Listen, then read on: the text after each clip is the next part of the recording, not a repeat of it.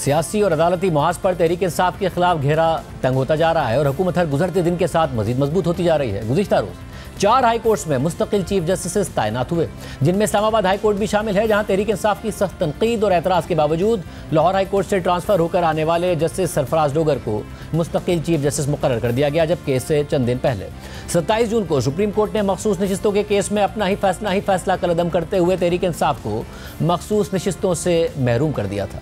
अब ये मखसूस नशिस्तें नून लीग, पीपल्स पार्टी, JUI और दीगर जमातों को मिलेंगी, जिसके बाद हुक्मरान इत्तेहाद को पार्लियामेंट में 2/3 अक्सरियत मिलने का इम्कान पैदा हो गया और तहरीक इंसाफ अब न सिर्फ हुकूमत के खिलाफ 10 मुहर्रम के बाद एक तहरीक चलाने की तैयारी कर रही है, बल्कि एक बार फिर PTI रहनुमाओं की जानिब से सख्त बयानात का सिलसिला शुरू हो गया है। आज इस्लामाबाद में PTI की मुश्तरका पार्लिमानी पार्टी का इजलास हुआ, जिसके बाद न्यूज़ कॉन्फ्रेंस करते हुए वज़ीर आला खैबर पख्तूनख्वा अली गंडापुर का कहना था कि 10 मुहर्रम के बाद तहरीक शुरू होगी, मुल्क को जो चला रहा है हम उसी से मुज़ाकरात करेंगे। ये खुद मुज़ाकरात के लिए सीरियस नहीं है, क्योंकि ये इस वक्त मुल्क को डंडे के जोर पे चलाने के ऊपर नून लीग की क्या औकात है आपको नहीं पता, पीपल्स पार्टी की क्या औकात है। मुल्क किसके हाथ में है, जिसके पास ताकत है, जो चला रहा है, तो उससे ही मुज़ाकरात करेंगे। तो बाकी हमने कभी भी इसे इनकार नहीं किया, लेकिन अगर ये मुज़ाकरात के लिए सीरियस है, हमारी तो मुलाकात तक तो नहीं छोड़ रहे हो। हम मुलाकात करेंगे तो कोई मुज़ाकरात होंगे, जब इमरान खान से मिला ही नहीं रहे हो तो फिर किस चीज़ के। और बाकी तहरीक के हवाले से आपने कहा है, तहरीक का मुहर्रम के बाद हम शुरू कर रहे हैं, इंशाल्लाह पूरे पाकिस्तान से तहरीक शुरू होगी। हम अपने पोलिटिकल तरीके के साथ पीसफुली हमेशा करते हैं, हम करेंगे उसको, और फिर अगर हम उसको बढ़ाएंगे और आगे बढ़ेंगे और उसके बाद फिर ये पहले की तरह गोलियां मारेंगे तो इस उसका बंदोबस्त भी करेंगे। अली गंडापुर ने मजीद कहा कि तमाम इदारों को चैलेंज करता हूं कि जितना जोर लगाना है लगा लें, अगर आपने हमारी हुकूमत गिरा दी तो सियासत छोड़ दूंगा। जितनी भी ये रियासत है, इसके इदारे हैं, मैं खुला चैलेंज दे रहा हूं आपको कि जितना जोर आपने लगाना है लगा लो। अब आपको लगाना पड़ेगा, साजिश के तहत तो आप नहीं कर सके, और पूरी कौम और पूरी दुनिया सुन ले इसको कि तुम्हारे में अगर जोर है, तुम्हारी जोर को भी चैलेंज करता हूं, तमाम इदारों को भी चैलेंज करता हूं। वो रियासत, इसको मैं चैलेंज कभी भी ना करूं क्योंकि रियासत माँ होती है, लेकिन वो रियासत जो माँ के बजाय अब फिरौनियत पे उतरी हुई है, मैं उस रियासत को पूरी को चैलेंज करता हूं कि अगर तुम लोगों ने सियासी तौर पर इमरान खान की अमानत मुझसे गिरवा ली या आपने इस हुकूमत को टॉपल करके दिखा दिया तो मैं सियासत छोड़ दूंगा। अब तकड़े हो जाओ, सारी पार्टियां भी तकड़ी हो जाओ, सारे इदारे भी तकड़े हो जाओ। हमारे लोगों ने कुर्बानियां दे के यहाँ तक पहुंचे हैं, टाइम टेस्टेड लोग हैं, ये न बिकने वाले हैं, न झुकने वाले हैं, न डरने वाले हैं। ये चैलेंज अब कबूल करो, साजिश के बजाय और गैर आईनी तरीके के बजाय।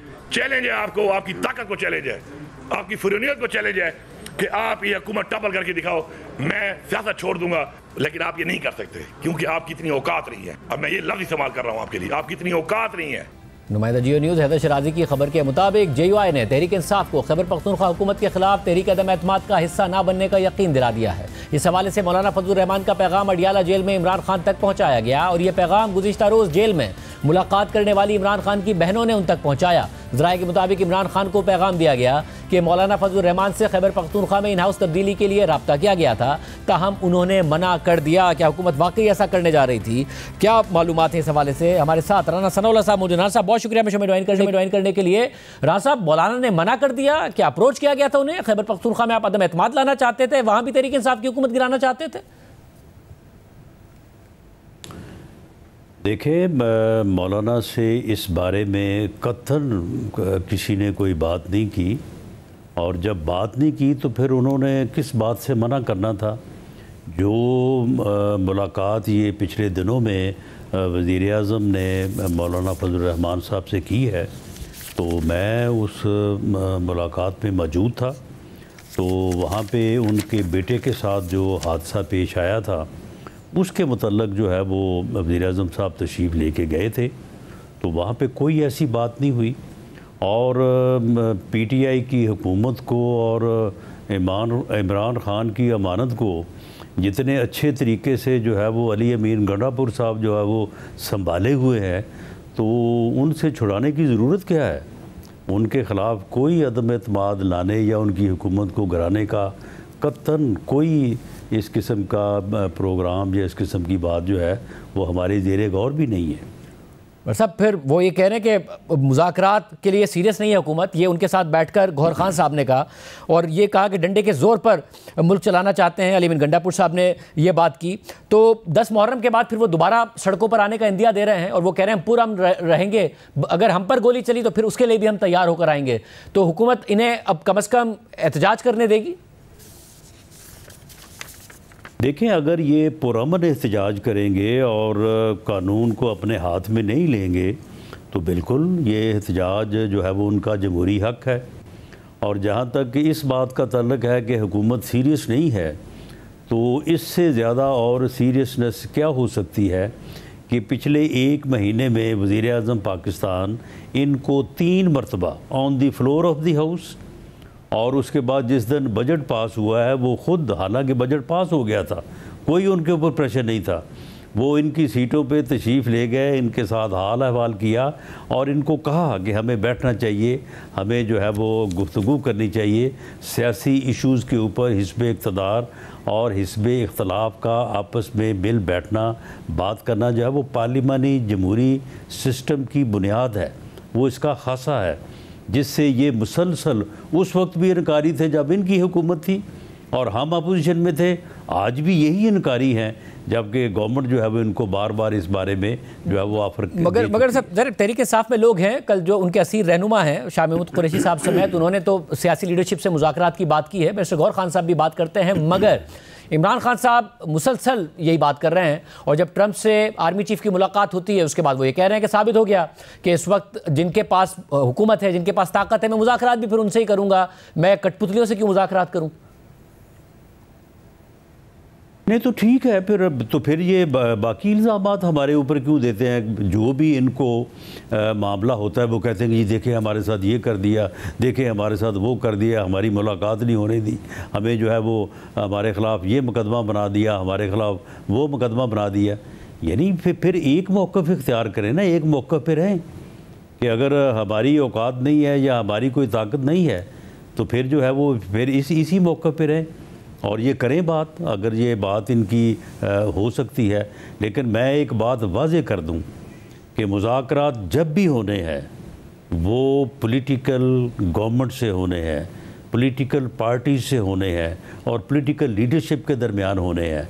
अगर कोई रास्ता इन पॉलिटिकल इश्यूज़ के हल होने का निकलना है तो इधर से ही निकलना है।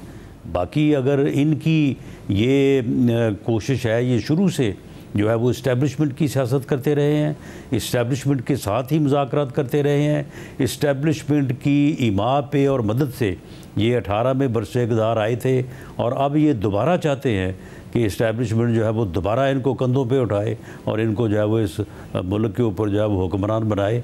तो ऐसा बिल्कुल नहीं होगा, मगर ख्वाब इनका कभी पूरा नहीं होगा। मगर साहब, जब आप लोगों के ऊपर सख्तियाँ थीं तो 2 साल सख्तियाँ रहीं, तीसरे साल से फिर नज़र आया कि निज़ाम की जो सख्तियाँ थीं वो कमज़ोर पड़ना शुरू हो गई। चौथे साल में तो खुद निज़ाम कमज़ोर पड़ना शुरू हो गया।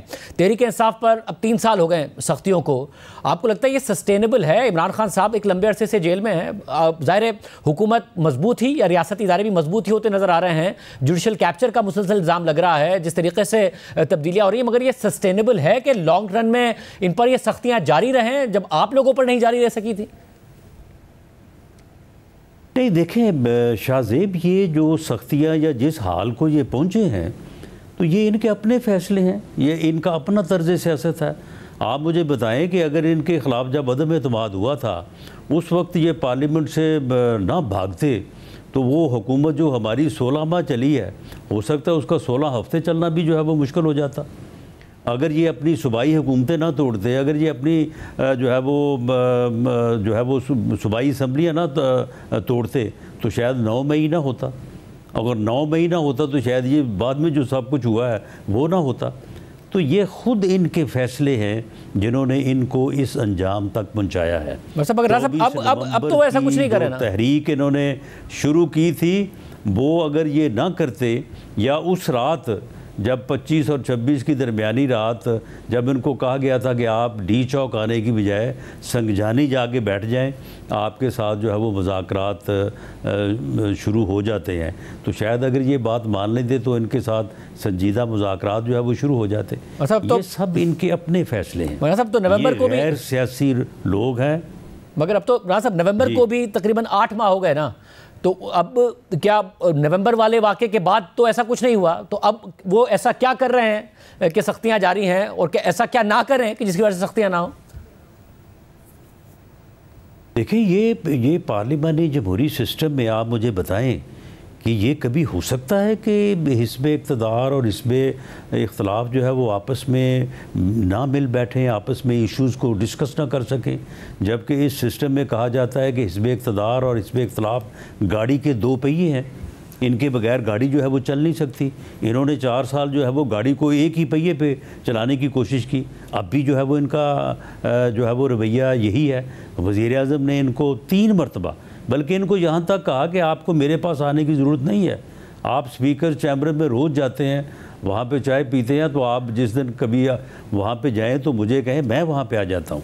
हमें अपने मुल्क को बेहतर करने के लिए, इकॉनमी को बेहतर करने के लिए, मामलात को बेहतर अंदाज से चलाने के लिए हमें बैठ के गुफ्तगू करनी चाहिए, बात करनी चाहिए। लेकिन इनका रवैया जो है वो गैर सियासी है। ये जमहूरियत को डायलॉग से नहीं, डेडलॉग से चलाना चाहते हैं, जबकि जमहूरियत जो है वो डायलॉग से चलती है, डेडलॉग से नहीं चलती।